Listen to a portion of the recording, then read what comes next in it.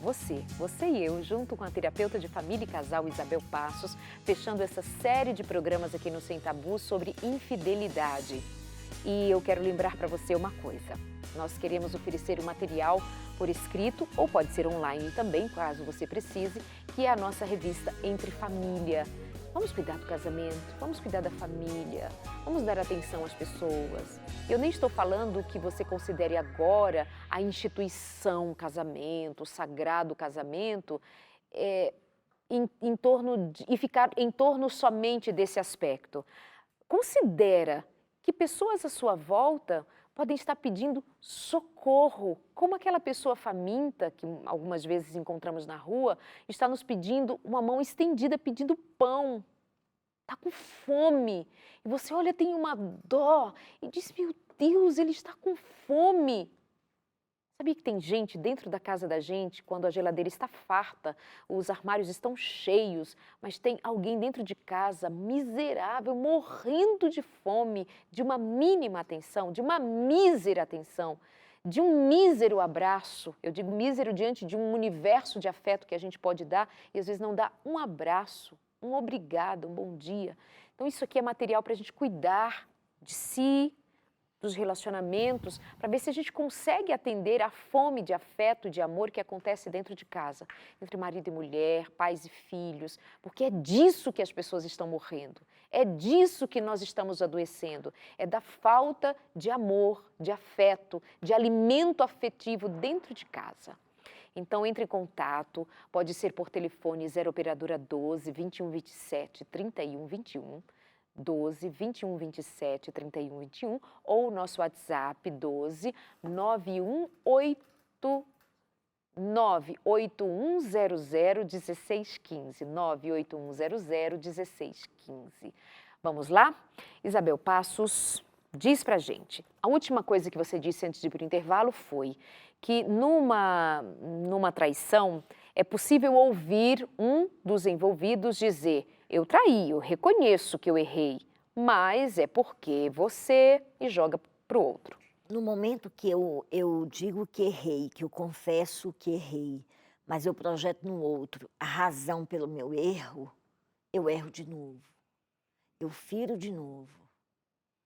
Sabe? Eu fecho o canal de um possível perdão. Não chega como sincero, não é um arrependimento sincero. Não é mais do que não é um arrependimento sincero, eu não estou assumindo, eu continuo me escondendo, a autoria não é real, sabe? Para o outro isso fica muito claro, a autoria ela não é real. Ele ainda me culpa pelo que fez, eu ainda sou a responsável por ele ter feito isso. Né? E aí nesse lugar não adianta. Né? Outra parte do seu conteúdo diz que certas infidelidades são rebeldias mesquinhas, suscitada por uma sensação de tédio, o desejo de novidade ou a necessidade de saber se ainda é uma pessoa atraente. Isso é muito, infelizmente, eu tenho percebido muito em muitos casos, especialmente nos adultérios femininos. É aquela mulher que começa a comparar a vida dela com a vida dos outros. É aquela mulher que constrói uma estabilidade financeira e começa a engrossar, como os nossos pais diziam, engrossar o pescoço e achar que tem outras coisas, eu posso ter outras aventuras, outras experiências, e isso começa a ficar muito banalizado. São mulheres que acabam centralizando em torno de si mesmas, sabe? Elas perdem a noção do outro, e às vezes dos outros, porque ela perde a noção do outro marido e ela perde a noção dos outros filhos, né? Do outro que está aí no universo dos filhos. Então, vou repetir, certas infidelidades são rebeldias mesquinhas, suscitada por uma sensação de tédio, o desejo de novidade ou a necessidade de saber se ainda é uma pessoa atraente. Você disse que isso é muito presente na iniciativa de mulheres, mas também não está no homem? Não tem a ver com Sim. aquilo que nós dissemos que às vezes, o tédio relacionado ao homem, enfim, também pode servir, não pode? Sim, sim, Tá. pode acontecer. Precisamos de uma narrativa que crie uma ponte para ajudar as pessoas de verdade a lidar com a experiência multifacetada da infidelidade, os motivos, os significados e as consequências. Essa é a questão de, por exemplo, num diálogo com um casal a respeito disso, chegar a esse nível de profundidade de comunicação, onde o outro consegue escutar e acolher os motivos do outro, sem exatamente ir para o lugar de vitimização, que eu coloco mais na frente, que a vitimização torna os casamentos muito frágeis.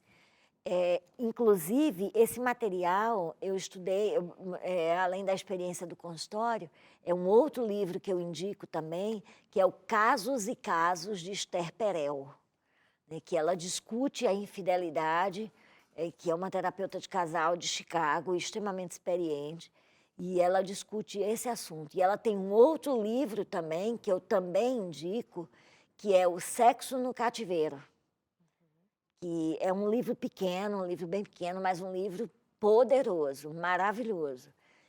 Ela traz exatamente essa coisa de os casais só param para conversar sobre isso quando isso acontece. E aí, quando param para conversar sobre isso, no momento que isso já aconteceu, eles estão os dois cheios de resistências e de defesas. Então, o diálogo, para ser aprofundado, precisa ser muito bem mediado. Porque, do contrário, quando o outro trouxer os motivos, os significados que aquela experiência teve, o outro vai continuar se colocando na posição do ofendido. E enquanto ele estiver nesse lugar, nessa posição da vítima, da vitimização, simplesmente eu não consigo construir um lugar seguro. Eu não consigo construir uma ponte de acesso de um ao outro, entende?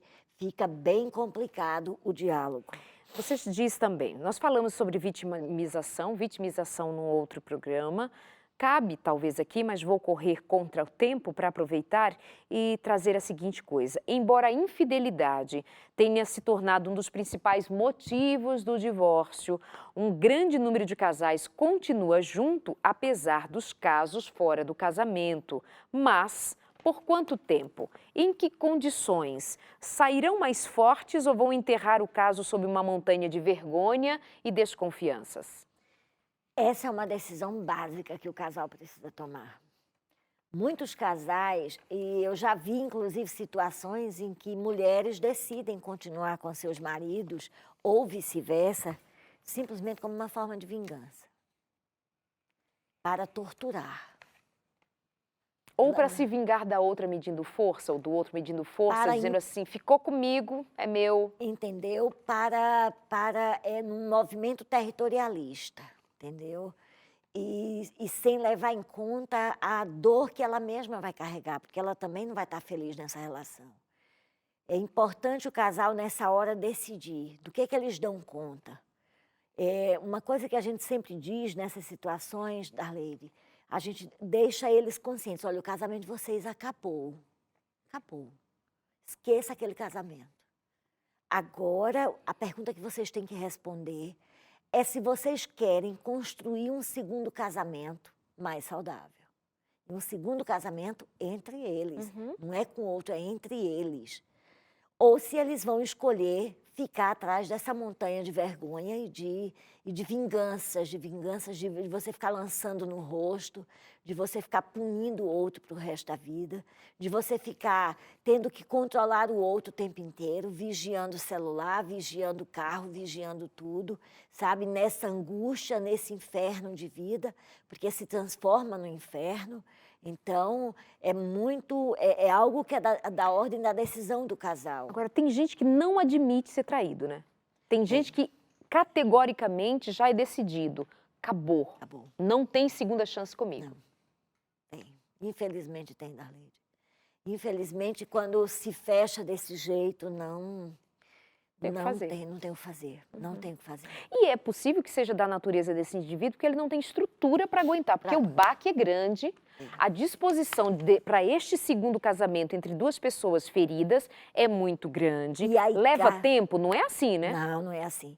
Aí cai naquela questão que eu falei acho que na rádio, eu acho que eu falei na rádio, da questão do divórcio entrar, né, como um caminho onde eu corto mal pela raiz, onde não tem mais espaço para o outro errar, onde eu saio da zona de alcance de ser traído pelo outro. Agora a traição não é mais comigo, entende? Então tem gente que prefere esse caminho porque não dá conta de tentar reconstruir o vínculo, não dá conta de compreender, de ser empático com o outro, de tentar um processo de elaboração e de metabolização um pouco mais amadurecido para o episódio e conseguir sair daí uma relação muito mais forte. Agora, eu já fui testemunha de muitos casamentos no consultório que saíram muito mais fortes. É óbvio, por favor, ninguém me entenda achando que eu estou dizendo que o adultério é uma coisa positiva e que pode melhorar os casamentos. Nunca, nunca, pelo amor de Deus, não entendam isso. Agora, quando o casal se permite, ele pode sim nascer uma flor de lótus. De toda essa lama pode sair uma flor de lótus. Pode sair uma bela flor de lótus. É isso. Bom, concluímos. Você está satisfeita com tudo que você entregou para os casais, para as famílias sobre esse tema? Sim, na realidade, meu marido disse que isso é uma cachaça para mim, né? Porque eu falo, e quanto mais eu falo, mais eu gosto de falar. A sensação que eu tenho, eu sempre entendi o conhecimento como algo que você não pode construir e ficar para você. O conhecimento ele só cresce, ele só aumenta, ele só se torna significativo se você pode e sente prazer em dividir, sabe? Até para prevenir. É interessante, Darleide, eu observo lá no consultório, tem tanta gente sofrendo, mas não porque quer sofrer. Ele se encontra naquela situação porque ele não sabia fazer de outro jeito. É por falta de informação, é por falta de orientação. Quantos casais já chegaram lá no consultório que eu olhei para o casal e pensei comigo, meu Deus, não era para esse casal estar aqui. Não era para esse casal estar aqui passando pelo estresse de uma terapia. Não era. Isso foi falta de informação. Eu não entendo por que o poder público ainda não colocou isso, treinamentos nessa área, como política pública, sabe? Para preparar as pessoas para entrar na conjugalidade. Porque o tanto de problema social que o governo tem que remediar, o tanto de problema sério social que o governo tem que remediar nas famílias, porque esses pais, esses casais não receberam o básico de treinamento, de orientação para entrar. Isso é projetado nas religiões, nas igrejas, e aí ninguém faz esse papel direito, e esses casais entram sem preparo nenhum para a conjugalidade, para algo que é tão da ordem pública, ainda que se pense que é do privado. Exato. Ainda que se pense que é do privado. Isabel, que lugar tem aí, neste momento, então, pensar sobre o perdão, ainda que mais do ponto de vista racional do que o espiritual? Porque quando vocês, assim, esse casamento, o primeiro casamento acabou, agora vai ter que casar de novo, vocês dois, estarem decididos a focarem na reconstrução, refazer tudo. Você está me dizendo assim, esse casal vai precisar administrar o perdão, inclusive racionalmente. Racionalmente. O tempo todo, racionalmente. Racionalmente. Não dá para deixar o sentimento mover, porque o sentimento está ferido. Eu vou ter que reorganizar. Eu vou ter que elaborar todo esse processo. Aí, o que faz com aquela memória que vem, perdão? O que faz com aquela memória de assim, não, mas ele deitou com ela. Não, ele fez sexo com ela e deve ter sido muito melhor do que faz comigo. Ou ela gostou muito mais dele, ele era muito mais bonito que eu. O que se faz com essas coisas? Ou ela toma a decisão de controlar isso, porque assim, sentir vai, especialmente... Ter raiva, pode? Ela vai sentir raiva, ela vai acontecer da vida sexual inicialmente, ficar um tanto prejudicada, porque a memória afetiva vai trazer, as fantasias vão vir, será que ele está pensando na outra? Será que ele está vendo a outra? Então, isso vai acontecer. O importante nessa hora é duas coisas. Primeiro, eu me dispor a ir elaborando eu mesma essas ideias e não lançar para o outro. E, ao mesmo tempo, o outro estar aberto e estar consciente do dano que causou e dos desdobramentos disso e ter paciência com essas reações iniciais. E aí, nesse período mais traumático, o ideal é que o casal esteja sendo acompanhado por um profissional para exatamente ir traduzindo esses sentimentos e tendo um lugar onde essas emoções possam ser colocadas, para poder chegar um momento em que isso já não vai ser mais trazido ao assunto, mas tem que ter um tempo em que todas essas coisas sejam ditas. Tem que ter um tempo em que ele que feriu ou ela que feriu possa, de maneira humilde, ouvir a dor do outro, ouvir como o outro se sente. Sabe, ouvir das inseguranças do outro, ouvir de como que ele fez ela se sentir por conta da atitude. A pessoa que feriu precisa saber que vai passar por isso. Não adianta querer fugir dizendo, tu só quer falar disso, não adianta ir por esse caminho. Vai ter que ter um espaço aberto, uma via de comunicação aberta para cada um expressar as suas dores. Para cada um expressar. Agora, é óbvio, isso não pode ser o tempo todo e nem pode perdurar pelo resto. Não passa a ser tortura, né? Sim, não passa a ser tortura. Passa a ser tortura. Obrigada, Isabel. Finalizamos essa série e eu acredito que foi bênção para todo mundo, amém, conhecimento, instrução. Deus te abençoe. Muito obrigada. Amém, amém. É sempre um prazer. Obrigada.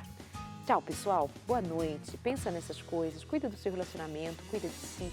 Que Deus te abençoe com paz, perdão e acredite, é possível. Depende de você estar inteiro, inteira, não ter perdido a sua identidade por conta de tudo que aconteceu. Um abraço, até o próximo.